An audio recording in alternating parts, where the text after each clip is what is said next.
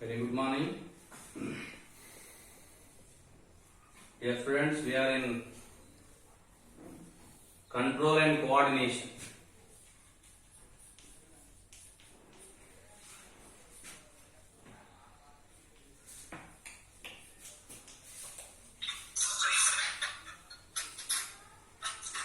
Which is the most important life process in the living things, which will create a balance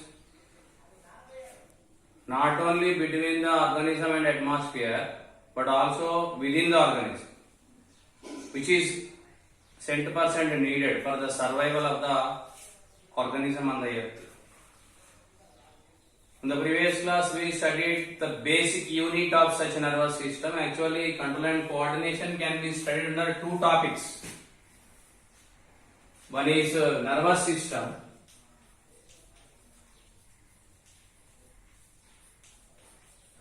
and the other one is the chemical coordination.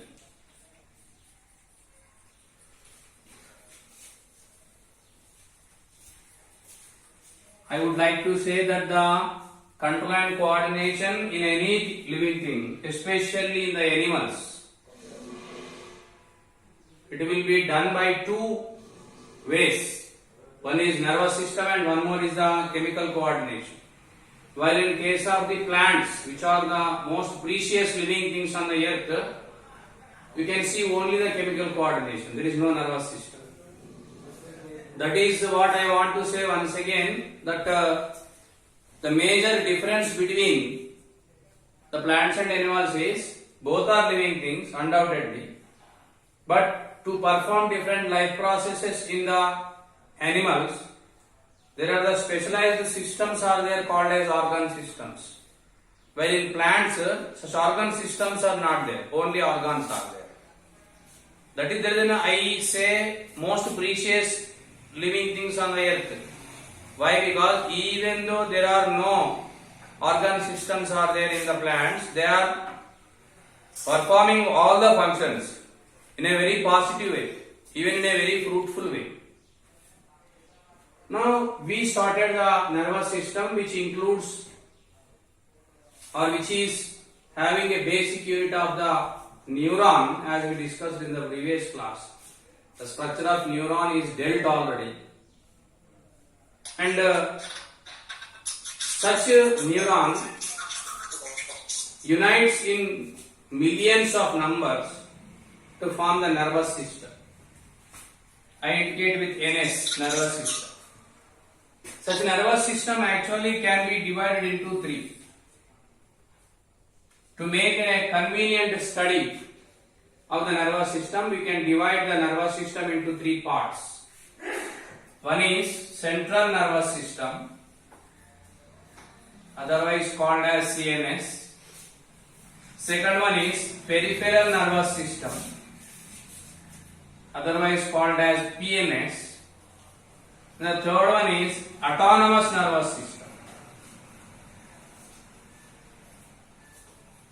otherwise called as ANS. So you can divide, for our convenience, we can divide the nervous system into three parts: central nervous system, peripheral nervous system, and finally autonomous nervous system.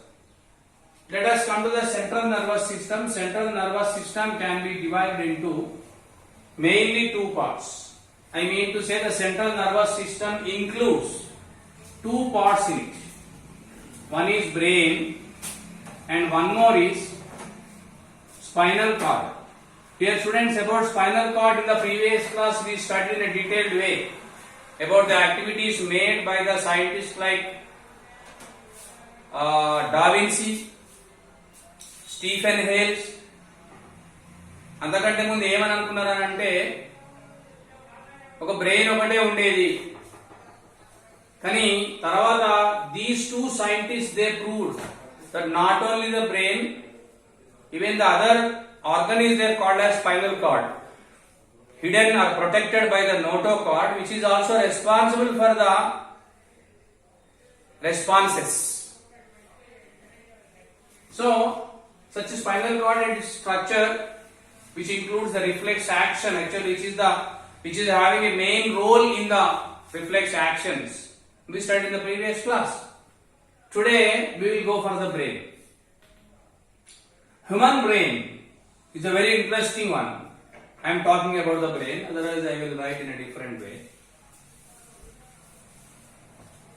I will write the spinal cord first, about which already we studied. Today we are studying about the brain. Only one is there, no doubt.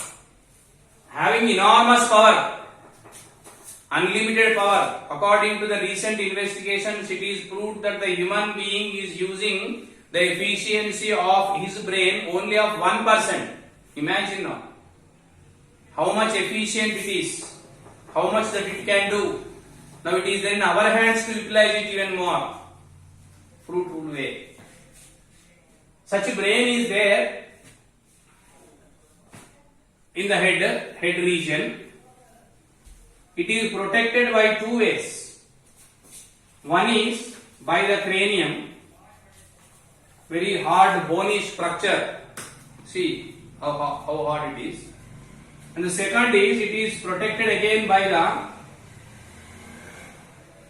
cerebrospinal fluid, which is there in between the meninges. I am using the word, please. Meninges. Meninges means layers. As we call the layers of the lungs as pleura, we are calling the layers of the brain as the meninges. So there are three meninges are there as we studied in our previous class even. They are the pia mater, dura mater and arachnoid layer. Pia mater, dura mater and arachnoid layer. These three layers are there surrounding the brain.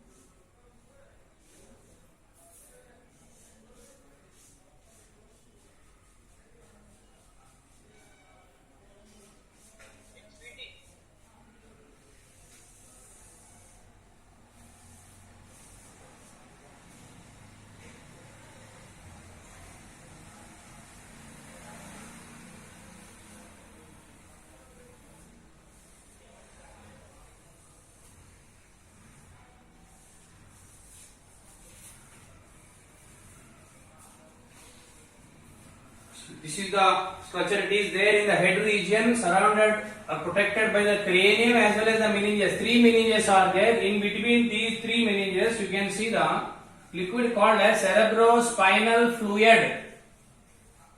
Cerebrospinal fluid. Cerebrospinal fluid, you see. CSF. Which is having two functions. One, it will protect the brain from the external forces. Number two, it also the food for the neurons of the brain. It is the diet for the neurons. Apart from this CSF, even there are the glial cells also there as we discussed. Glial cells. So, such fluid is there surrounding the brain, that is there in the head region, protected by the cranium. If you see the brain, it is, you can divide it into again three parts. Forebrain, midbrain and hindbrain. Forebrain, midbrain as well as the hindbrain. Forebrain, otherwise also called as cerebrum. This is the most important part in the brain. Cerebrum. Cerebrum. This occupies most of the area. This occupies most of the area in the human brain. Cerebrum. Cerebrum is divided into, I am writing here, you see, cerebrum, which occupies most of the area in the brain, is divided into two cerebral hemispheres. Two cerebral hemispheres, you see. If suppose this is the brain, it is divided into two cerebral hemispheres, two equal halves with a notch. This is the left cerebral hemisphere and this is the right cerebral hemisphere. Actually, the cerebral hemispheres, left one controls the right parts of the body while right controls the left parts of the body. అందుకే మీరు చూడండి ఎనమడికు దెబ్బ తగిలితే కుడిదిక్కు organs effect అవుతాయి. We call it as paralysis. If suppose because of paralysis, if left side of the brain affects, then right parts will be affected. If right part is damaged, then the left parts will be affected. That is the reason why all the nerves of left side will pass toward the right side and all the right to the left. Such two cerebral hemispheres are there. You see like this. And these two cerebral hemispheres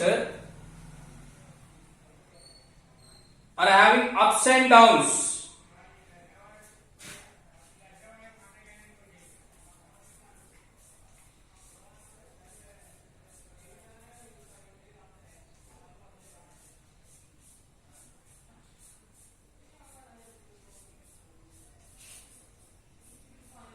There are the grooves are there, grooves.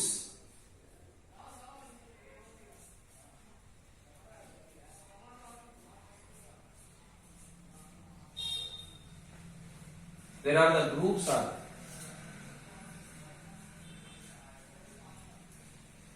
There are the ups and downs are there in cerebellum. These ups are called as gyrus and the downs are called as sulcus. Plural I will call gyri and sulci or sulci. Plural. Ups and downs are there, which are used in the relaxation of the brain when the time comes. Relaxation and into the brain inta kaadu. It's a minimum relaxation of the brain layers will be occurred due to the presence of the ups and downs called as gyrus as well as sulcus. They are there many, you see. As a biology teacher, I want to compare the brain with the cabbage. As there are the layers are there in the cabbage. There are the layers are there in the human brain. That is the reason why even in the 21st century, we are knowing very little about the brain. ఎందుకంటే ఒక layer తీయగానే that organism will die. How to know about the working of the inner layers? It is very interesting. Nearly the mass or the weight of the brain in the human body is nearly 2%. 100 కిలోలు అంటే 2 కిలోల brain ఉంటుంది. 2% of the weight is there, but it receives nearly 20% of the oxygen. It utilizes 20% of the oxygen that we are taking. Please follow these two numbers. The weight of the brain, the human body is 2% of the weight of the body. While it will utilize 20% of the oxygen alone. Pure oxygen it needs. Compared to the past of all the years since the dark age, that is 17th century. Enormous investigations are made on the brain in the year of 1990 to 2000 year. This decade is most important for the brain. That is the reason it is called as decade of the brain. It is called as decade of brain. Decade of brain. 1990 to 2000. మెల్లగా అయితేనే investigations. Because ఇప్పుడు బండి పని చేసేటప్పుడు repair చేస్తుంది దాన్ని. Same thing here. As for heart, kidneys are concern, they are doing, but brain even more crucial in its structure. You cannot make investigations physically when it is under work. So such brain is there, having many number of ups and downs called as gyrus as well as the sulcus. And they helps in enlargement or relaxation of the brain up to the minimum level when it is needed. Dear students, such cerebrum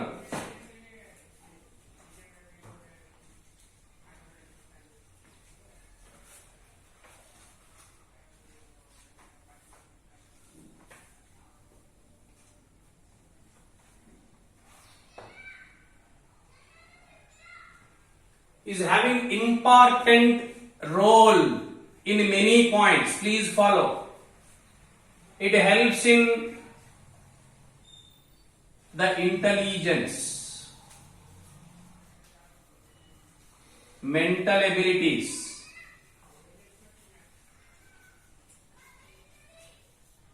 linguistic knowledge.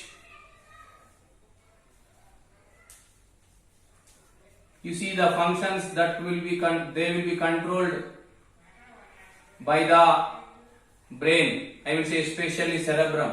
Intelligence, mental abilities, linguistic knowledge, thinking, memory, assuming capacity. అంటే expecting, లేని దాన్ని ఊహించడం. They becomes poets, they becomes the writers. Ability of the skills, different skills. వాడు మంచిగా బొమ్మలు వేస్తాడు, వాడికి తోడబుట్టినోడికి ఏం రాదు. What is the reason? So all such very interesting. I mean to say as a whole the activities which influences the IQ levels, intelligent quotient. IQ levels of the individual will be mostly decided by the cerebrum, which is a part of forebrain actually. Forebrain you can divide it into two parts.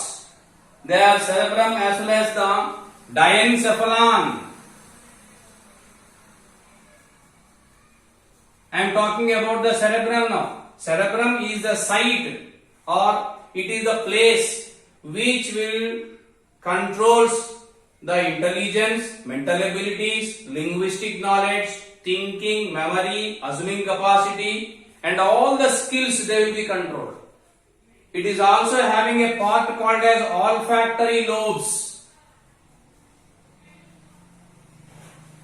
which are meant for the smelling, smell, nose. Olfactory lobes. Now you can see the forebrain can be given to three as a whole: olfactory lobes, cerebrum, and diencephalon.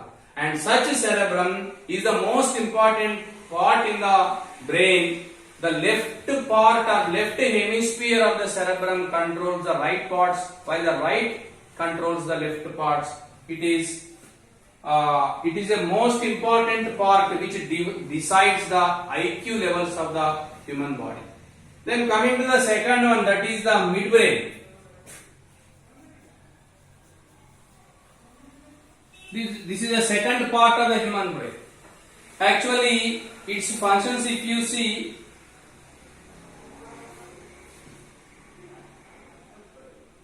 it is the site of seeing, that is vision. Midbrain. And also it is the site for the hearing, listening, sensory organs, eyes as well as the ears will be controlled by the second part, that is the midbrain. And all the muscular movements,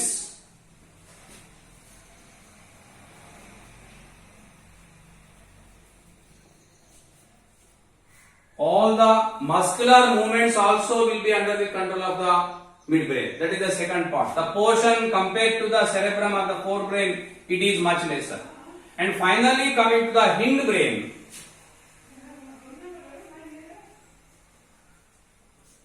This is the last part and very small in its size, can be divided into two: cerebellum and medulla oblongata. Cerebellum as well as medulla oblongata. You see, this is the third one, hindbrain. The function of cerebellum is very interesting. It helps in balancing. కోతులకు ఎక్కువ ఉంటుంది ఇది. For small children in the human being, it is very very less. Cerebellum, it is not much developed. That is the reason why they can't balance. వాడు లేచిన పడతారు, డబ్బునగలు పడతారు. They cannot balance. But as the younger becoming elder, the cerebellum will be developed, and you see, we learn to walk on two legs. This is circus feet actually. If you ask a dog, అదే dog కనుక రెండు కాళ్ళతో నడిపిస్తే it becomes a circus feet. But we are doing it why? Because cerebellum is much developed. Balancing will be done. Cerebellum also helps in swimming. That is what am I telling. If cerebellum is much developed, balancing becomes easy. We have to make the cerebellum to learn the things. Cycle పుట్టగానే తొక్కరాదు, కానీ తొక్కుతండే వస్తుంది. Why? Because the cerebellum will be adapted to balance the body even when the body is cycling. The cerebellum will be adapted, it will learn to balance the body when that body is swimming. We have to make it to practice. We have to teach it to the cerebellum. Then automatically it learns to balance the body. Once it is learned, ever it will be continued. And finally coming to the medulla oblongata, the portion which is at the end of the brain or the brain, it will be continued as the spinal cord, as we discussed in the previous class. The main function of the medulla oblongata is it controls the respiratory movements, number one, ante the lung functioning, as we discussed in male and females, diaphragm as well as the rib cage, they will take part in the movement of the lungs, respiratory movements. Then cardiac movements, that is heartbeat. And finally blood vessel movement. You see, as the blood is pumped by the heart into the arteries has to relax and they have to contract. So this is an important mechanism, unlike the veins. So that movement of the arteries, that contraction and relaxation of the arteries will be controlled by the medulla oblongata. You see, all the three are they are all involuntary. The medulla oblongata will take part in respiratory movements, in cardiac movements, as well as in the movements of the blood vessels. Not only this much, this also helps in coughing, vomiting, and then sneezing. అందుకే చూసిండ్రా, ఇవి ఆపుకుంటూ ఆగేటి కాదు. ఇవి cough you cannot stop according to your wish. Vomiting, sneezing, as well as swallowing, మింగడం, it is not in our control. So these four also will be control. అందుకే మీరు చూసిండ్రా, తలకు దెబ్బ తగిలింది అనగానే డాక్టర్ అడిగే మొదటి ప్రశ్న ఏంటంటే వామిటింగ్ అయిందా అని అడుగుతారు. If suppose there is vomit, automatically they feel that the hindbrain is little much affected.